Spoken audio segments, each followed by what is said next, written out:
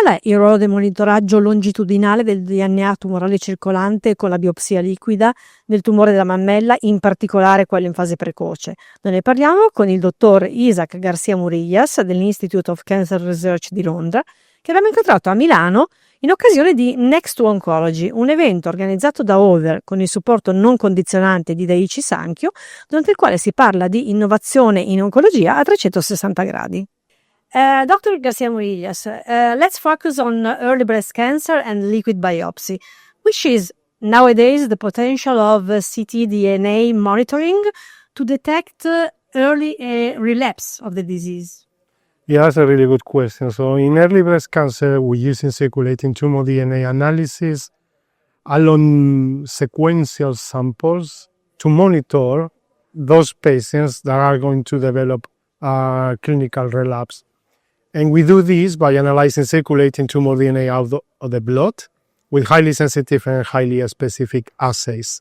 And what we can show is that you are able to pick up molecular residual disease or molecular relapse up to a year before a patient relapses clinically by interrogating the circulating tumor DNA that the tumor has released into circulation with molecular testing. And which is the potential of ctDNA measuring to predict the outcome of patients with early breast cancer?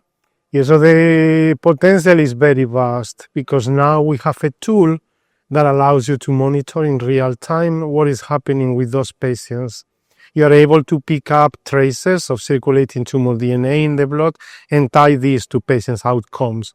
And what we know is that patients that have circulating tumor DNA detected in the blood do worse than those patients that don't have circulating tumor DNA. So we have a true biomarker for molecular residual disease detection that can be tied to prognostication of how these patients are going to do. Which are the future perspectives of liquid biopsy in breast cancer and specifically in early breast cancer? Yeah, so in early breast cancer, the potential of ctDNA is very vast. You could use it at baseline, so this is the diagnostic sample before any treatment to prognosticate. You could use it to monitor dynamically response to initial treatment, and you could use it, as we have been discussing, to monitor which patients are going to relapse. Now, you can also use circulating tumor DNA to interrogate for the genomics of that tumor and see how that tumor evolves a long time and under treatment pressure. And potentially in the future, we will be interested in using circulating tumor DNA to phenotype patients.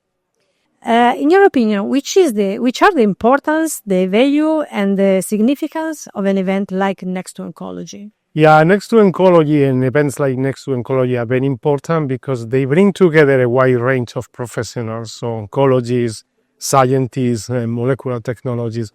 And they also bring younger people that need to be exposed to these new approaches. I think events like Next to Oncology bridge the gap between what we know in the lab, what we know in the clinic, and serve as educational to all of us.